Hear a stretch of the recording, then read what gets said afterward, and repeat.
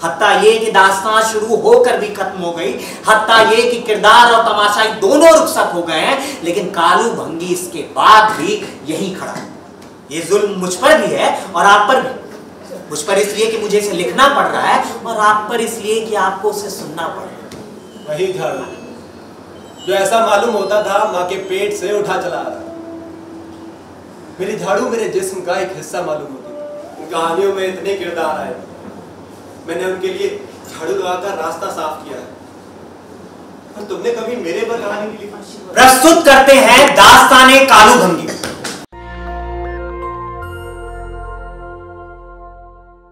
बड़े बड़े नवाबों के किस्से सुने, बड़े बड़े शहर और गांव के छोटे छोटे किस्से सुने, लेकिन कालू भंगी के बारे में नहीं सुना।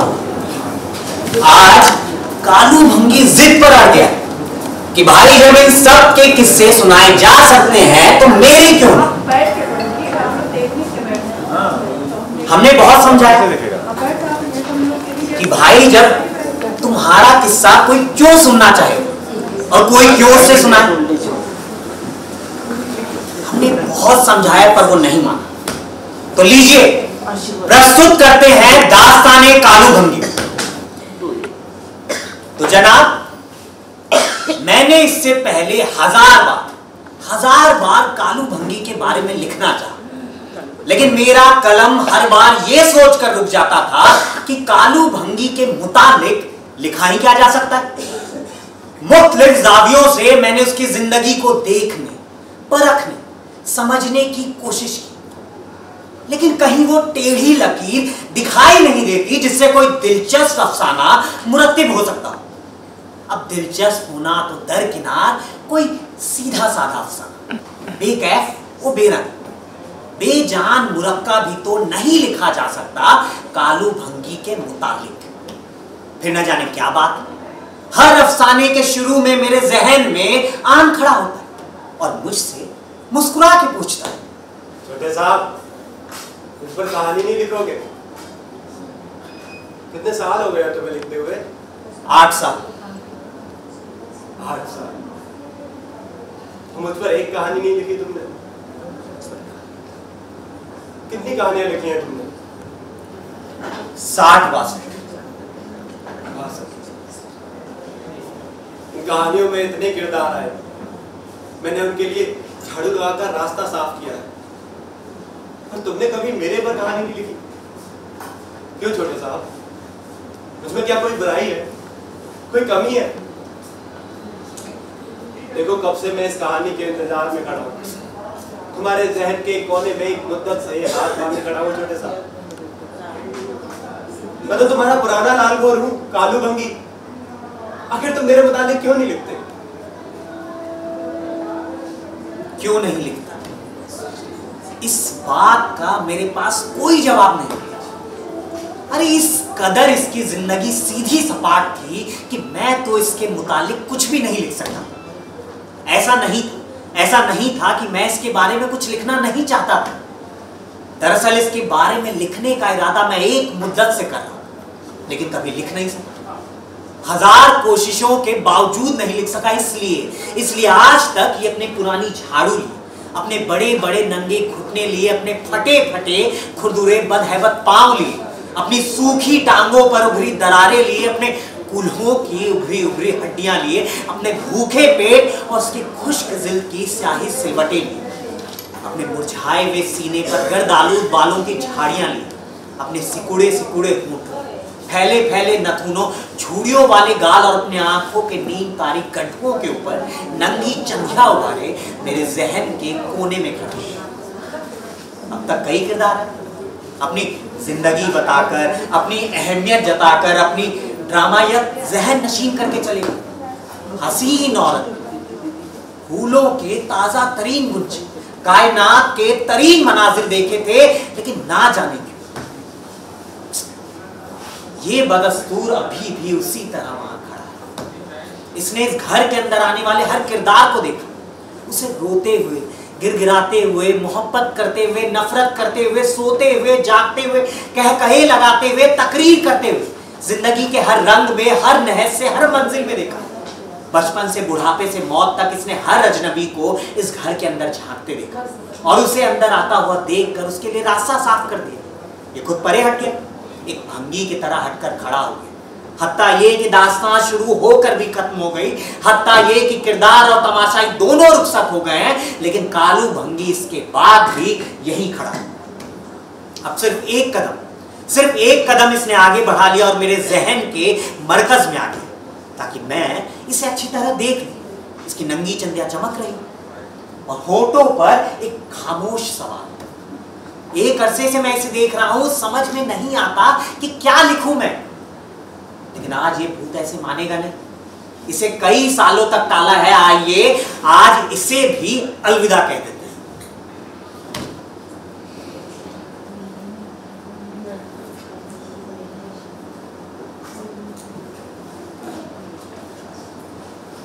तो जनाब, मैं 7 बरस का था जब मैंने पहली बार इसे देखा था।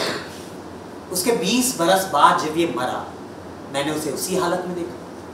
कोई फर्क ना था, वही घुटने, वही पांव, वही रंगत, वही चेहरा, वही टूटे हुए दांत, वही झाड़ू, वही झाड़ू जो ऐसा मालूम होता था माँ के पेट से उठा चला रहा। मेरी झाड़ू मेरे जिस्म का एक हिस्सा मालूम होती थी। हर रोज मरीजों का बोलो-बराज साफ करता। बोलो-बराज मतलब कफ या टट्टी साफ करता। डॉक्टर साहब और कंपाउंडर साहब के यहाँ कमरे में सफाई करने चला जाता। डॉक्टर साहब की गाय और कंपाउंडर साहब की बकरी को जंगल में चराने ले जाता। दिन ढलते ही मैं वापस अस्पताल ले आता और अपना खाना तैयार करता और खाकर सो जाता।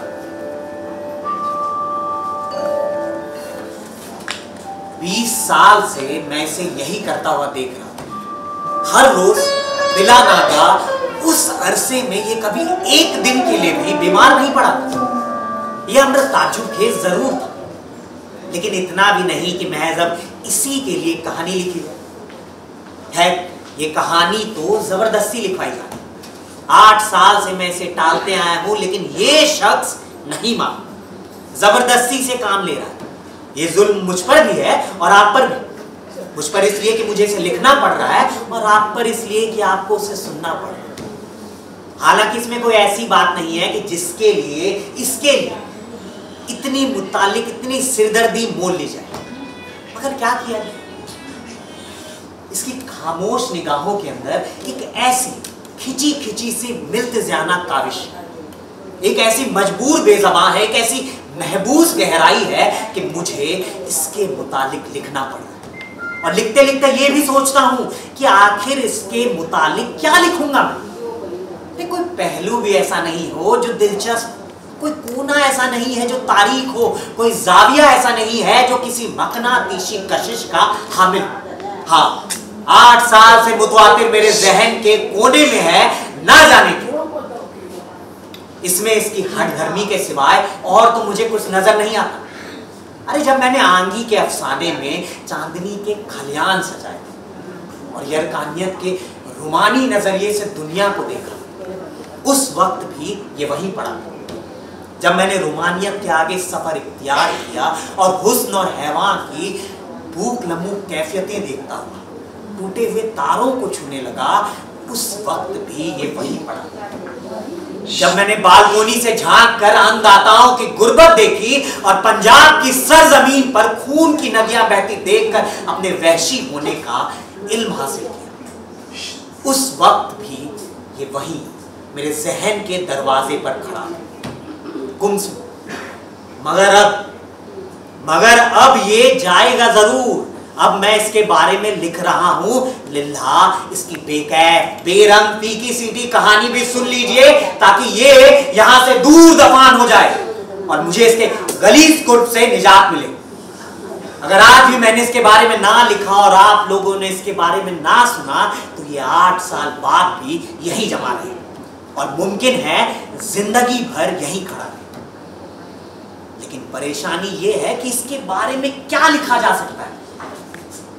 ये भंगी, इसके माँ बाप। हाँ, मेरे माँ बाप भंगी थे।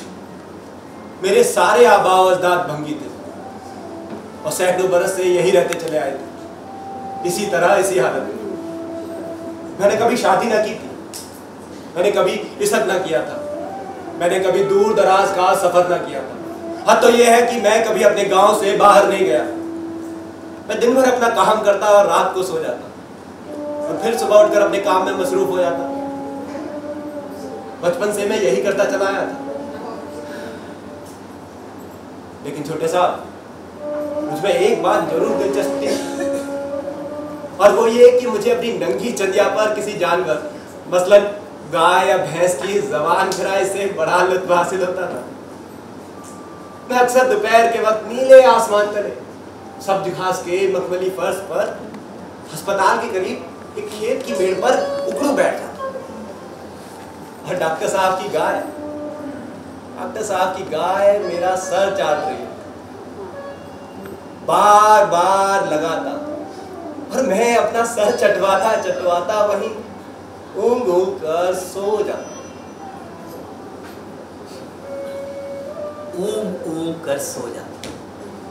वैसे एक बात थी, इसे इस तरह सोता देखकर मेरे दिल में मुसर्रत का एक अजीब सा ख्याल उजागर होने लगा और कायनात के थके थके गुनूदगियां में इजाफा की हुस्न का गुमा होने लगा। मैंने अपनी छोटी सी जिंदगी में दुनिया की हसीन तरीन औरत, फूलों के ताजा तरीन गुंचे, कायनात के तरीन मनाजिर देखे, लेकिन ना जाने क्यों ऐसी मासूमियत, ऐसा हुस्न, ऐसा सुकून किसी नजर में नहीं देखा जितना कि उस नजर में जब मैं 7 बरस था।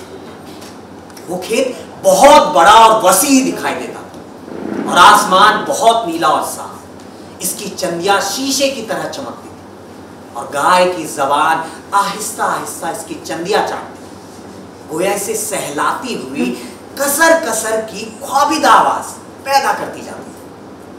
जी चाहता था कि मैं भी उसी तरह अपना सर झुका के उस गाय के नीचे बैठ जाऊं और ऊँगता ऊँगता सो जाऊं। एक दफा मैंने ऐसा करने की कोशिश भी की। हुआ ये कि मैं भी जोश में गाय के पास चला गया। पीछे से एक आवाज आई।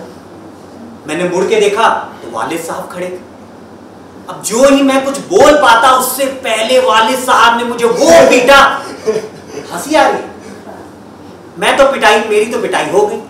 उसके बाद वालिद साहब ने इसको वो पीटा कि मैं खुद डर के मारे चीखने लगा कि कहीं वालिद साहब के ठोकरों से ये मर ना जाए। लेकिन इस कमबख्त को इतनी मार खा के भी कुछ ना। दूसरे रोज ये बदस्तूर हमारे बंगले पर झाड़ू लिए हाजिर था। देख रहे हैं कैसा ढीठ है। वैसे एक बात थी कि इसे जानवरों से बड़ा लगाव। हमारी गाय और कंपाउंडर साहब की बकरी दोनों इस पर जान छिड़कती थी। हालांकि एक बात बता दूं, बकरी जो होती है बड़ी बेवफा होती। और दोनों जानवरों को पानी पिलाए तो मैं कालू भंगी, जंगल में चराए तो भी मैं कालू भंगी, रात को मवेशी खाने में बांधे तो मैं कालू भंगी। वो दोनों मेरे एक एक इशारे को इस तरह समझ जाते जिस तरह कोई इंसान किसी इंसान के बच्चे की बातें समझता है। जी हाँ, मैं कई बार इसके पीछे जंगल में गया। जंगल के रास्ते में वो दोनों जानवरों को बिल्कुल खुला छोड़ देते, लेकिन फिर भी गाय और बकरी दोनों इसके साथ कदम से कदम मिलाए चली जाती थी, गोया जैसे 3 दोस्त सैर करने निकले। अब रास्ते में कहीं गाय ने सब्ज घास देखकर मुंह मारा तो बकरी भी झाड़ी से पत्तियां खाने लगती। इस गाय और बकरी के अलावा एक लंगड़ा कुत्ता था जो मेरा बड़ा अच्छा दोस्त था। तो लंगड़ा था इसीलिए दूसरे कुत्तों के साथ चल फिर ना सकता। अक्सर अपने लंगड़े होने की वजह से दूसरे कुत्तों से पिटता, भूखा रहता, जख्मी रहता। आ गए। अक्सर मैं उसकी तीमारदारी और खातिरो तवाज़ो में लगा रहता। कभी तो उसे साबुन से नहलाता तो कभी उसकी चीचड़ियां दूर करता, कभी उसके जख्मों पर मरहम लगाता, फिर उसे मक्की की रोटी का सूखा टुकड़ा देता।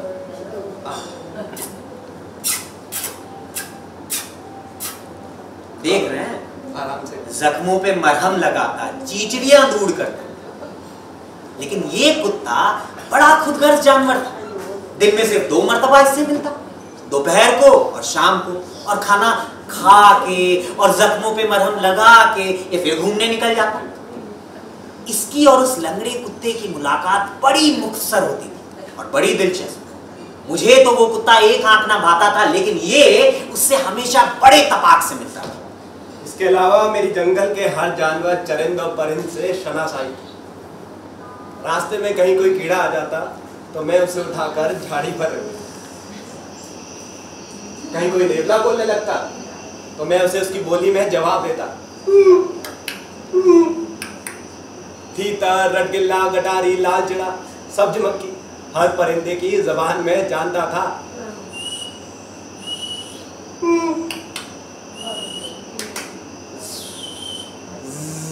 हर परिंदे की जबान को ये जानता था। इस लिहाज से तो ये राहुल शंकर तामीन से भी बड़ा पंडित था। कम से कम मेरे जैसे 7 बरस के बच्चे की नजरों में मुझे तो ये अपने माँ बाप से भी अच्छा मालूम होता था।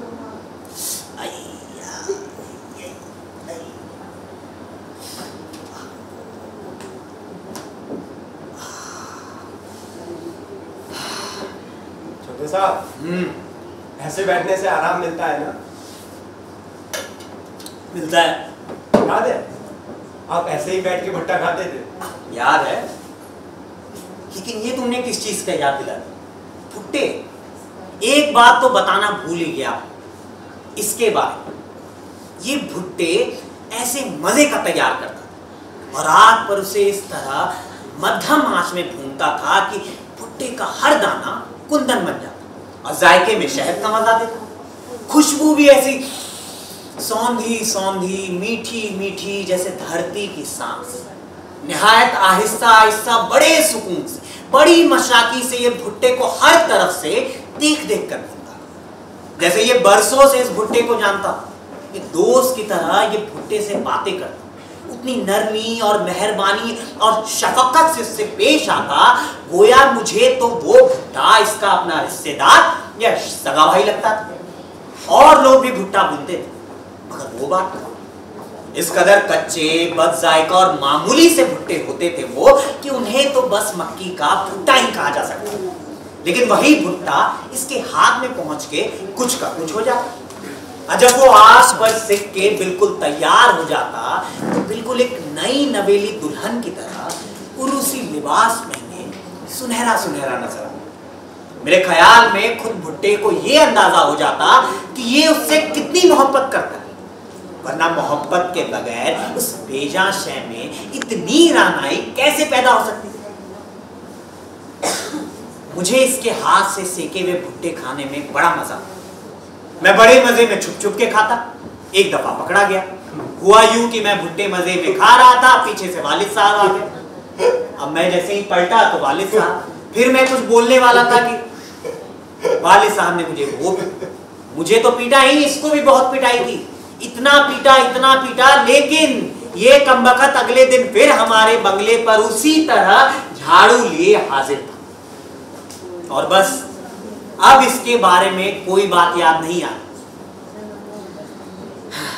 मैं बचपन से जवानी में आ गया। मेरे लिए अब ये कम दिलचस्प हो चुका, बल्कि यूं कह लीजिए कि मुझे अब इसमें कोई दिलचस्पी ना थी। हाँ, कभी कभी इसका किरदार मुझे अपनी तरफ खींचता। ये उन दिनों की बात है जब मैंने नया नया लिखना शुरू किया। मैं मुताले के लिए इससे सवाल पूछता और एक नोटपैड और फाउंटेन पेन साथ रख लेता। कालू भैया। जी छोटे साहब। एक बात बताइए। हाँ। आपकी जिंदगी में कोई खास बात है? कैसी छोटे साहब? अरे कोई खास बात, अजीब, अनोखी? नहीं। नहीं छोटे साहब। कुछ नहीं? नहीं। कुछ भी नहीं? कुछ भी नहीं। ठीक। अच्छा एक बात बताइए आप। हाँ। आप तनख्वाह लेकर क्या करते? मैं तनख्वाह लेकर 8 रुपए मिलते हैं। 4 रुपए का आटा लाता हूँ, 1 रुपए का नमक और 1 रुपए का तंबाकू, 8 आने की चाय, 4 आने का गुड़ और 4 आने का मसाला। कितने रुपए हो गए छोटे साहब? 4 रुपए का आटा, हाँ। 1 रुपए का नमक, 1 रुपए का तंबाकू, 4 आने का गुड़, 8 आने का 8 आने का गुड़, 4 आने का मसाला और 4 आने का चाय। 7 रुपए। 7 रुपए। 1 रुपए बनिए को देता हूँ। किस लिए? तो कपड़े सिलवाने के लिए कर्ज लेता हूँ ना।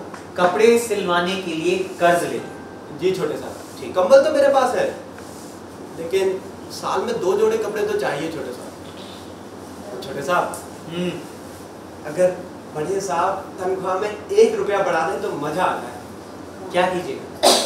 1 रुपए का घी लाऊंगा। घी लाइएगा? जी छोटे साहब। क्या कीजिएगा घी का? मक्की के पराठे खाऊंगा। मक्की के पराठे? कभी पराठे नहीं खाए। कभी नहीं खाए? नहीं छोटे साहब। देख रहे हैं, मक्की के पराठे नहीं खाए और चले हैं अफसाना लिखवाने। अब आप ही बताइए कि इसके इन 8 रुपयों पर मैं क्या अफसाना लिखूं? वक्त बीत गया, मेरी शादी हो, जब रातें जवान और चमकदार होने लगी और करीब के जंगल से शहद और कस्तूरी और जंगली गुलाब की खुशबुएं आने लगी। हिरन चौकड़ियां भरते हुए दिखाई देते और तारे कानों में सरगोशियां करने लगे। किसी के रसीले होंठ आने वाले बोसों का ख्याल करके कांपने लगे। उस वक्त भी मैं इसके मुतालिक कुछ लिखना चाहता था और पेंसिल और कागज लेकर इसके पास जाता। कालू भैया। हाँ छोटे साहब। एक बात बताइए। पूछिए छोटे साहब। आपने ब्याह क्यों नहीं किया? ब्याह छोटे साहब, मैं इस पूरे इलाके में अकेला ही एक भंगी हूँ।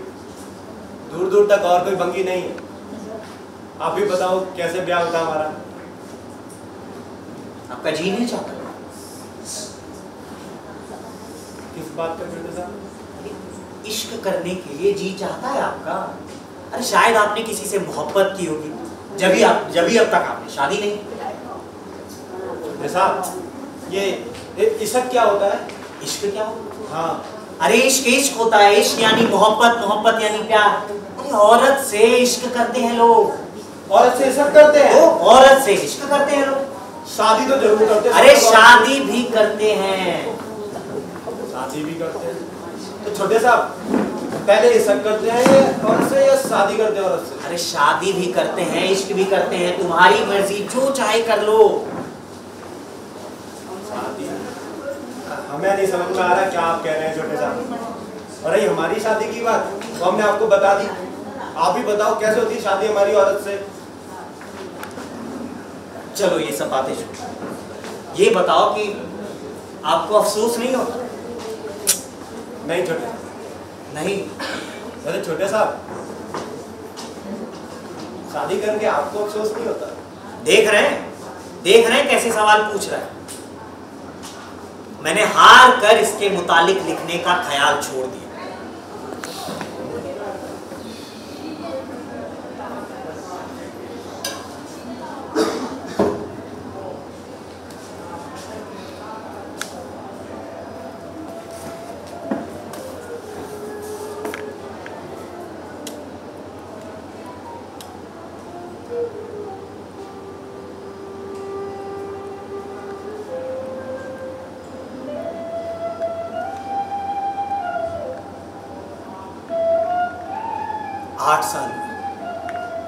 आठ साल हुए कालू भंगी को मरे। वो जो कभी बीमार नहीं पड़ा था, अचानक ऐसा बीमार पड़ा कि फिर कभी बिस्तरे अलालत से ना उठा। उसे अस्पताल में मरीज रखवा दिया गया। वो अपने बर्तन खुद साफ करता, अपना बिस्तर खुद साफ करता, अपना बोल और बरास खुद साफ करता। और जब वो मर गया तो पुलिस वालों ने उसकी लाश को ठिकाने लगा, क्योंकि उसका कोई वारिस ना था। वो हमारे यहाँ 20 साल से काम करता था, मगर हम उसके कोई रिश्तेदार थोड़ी थे। इसलिए उसकी आखिरी तनख्वाह भी बह के सरकार जब्त हो गई, क्योंकि इसका कोई वारिस ना था। और जिस रोज वो मरा उस रोज भी कोई खास बात ना हो। रोज की तरह उस रोज भी अस्पताल खुले। डॉक्टर साहब ने नुस्खे लिखे, कंपाउंडर ने तैयार किए, मरीजों ने दवा ली और घर लौट गए। फिर रोज की तरह अस्पताल भी बंद हुआ। हम सब ने घर लौट कर खाना खाया, रेडियो सुना और लिहाफ ओढ़कर सो। सुबह उठे तो पता चला कि अजराहा करम कालू भंगी की लाश को पुलिस वालों ने ठिकाने लगा दिया।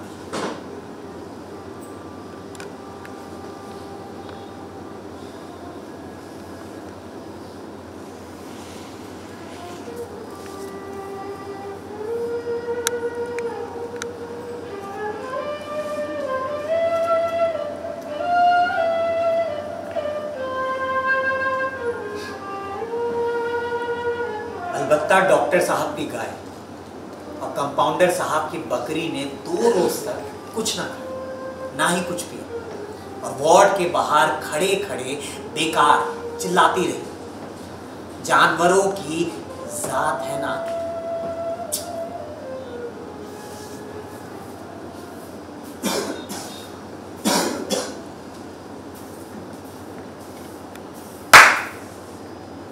तो फिर झाड़ू देकर आन पहुंचा।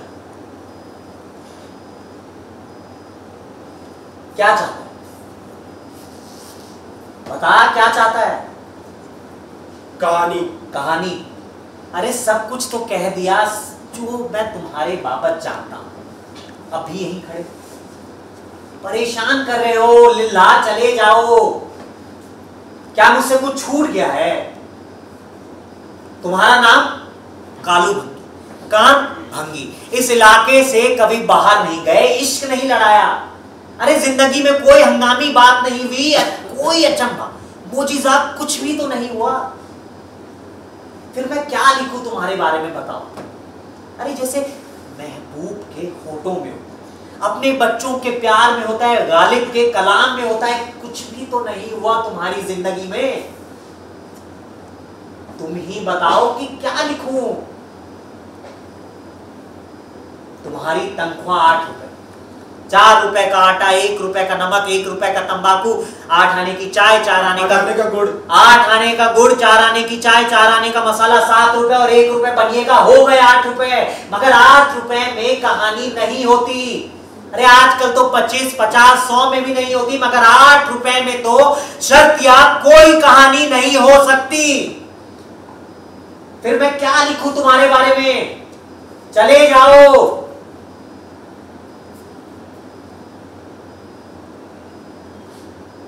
नहीं जाओ, नहीं जाओ, बैठो।